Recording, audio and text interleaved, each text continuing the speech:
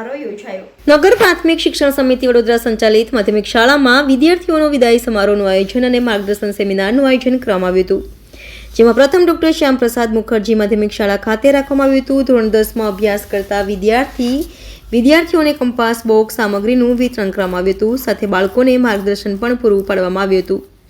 નગર પ્રાથમિક શિક્ષણ સમિતિના અધ્યક્ષ નિશિત દેસાઈ, શર્મિષ્ઠા સોલંકી સાથે પ્રાથમિક શિક્ષક સમિતિના અધિકારીઓ અને સ્કૂલના આચાર્ય ટીચર ઉપસ્થિત રહ્યા હતા। આજે નગર પ્રાથમિક શિક્ષણ સમિતિના મારા બાળકો પ્રથમ વખત 10મા ધોરણની એક્ઝામ એટલે કે એસએસસીની એક્ઝામ આપવા જઈ રહ્યા છે, ત્યારે નગર પ્રાથમિક શિક્ષણ સમિતિનો અમારો એક નાનો પ્રયાસ બાળકોને સારું શિક્ષણ આપીએ છીએ અને સારું શિક્ષણ આપવા સાથે બાળકોની સારી એક્ઝામ જાય એના માટેની ચિંતા કરવા માટે આજનો આ પ્રયાસ હતો। એના માટે અમે શિક્ષણવિદ નવીનસિંહ જતાવત અમારી વચ્ચે ઉપસ્થિત હતા, જેઓએ માર્ગદર્શન આપ્યું, સાથે સાથે અમારા તરફથી બી થોડું ઘણું નાનું મોટું માર્ગદર્શન બાળકોને પૂર્ણ કરવામાં આવ્યું છે। સાથે બાળકો ખૂબ સારું આગળ વધે એના માટેની હંમેશા ચિંતા કરતી અમારી નગર પ્રાથમિક શિક્ષણ સમિતિ એ આવનાર દિવસોમાં 11 અને 12મું ધોરણ પણ ચાલુ કરે એના માટેની પણ ચિંતા અમે કરી રહ્યા છે।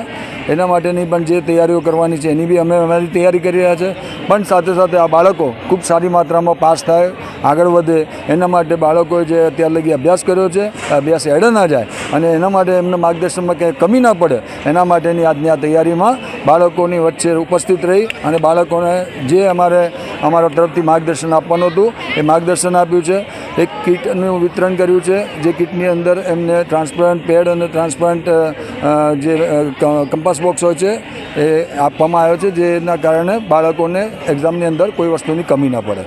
સાથે સાથે એમને માર્ગદર્શનમાં અમે કહેવામાં આવ્યું છે કે એમની જે રિસિપ્ટ છે એ રિસિપ્ટ બી સાચવીને રાખે, રિસિપ્ટની ઉપર કોઈ જાતનું લેમિનેશન ના કરે।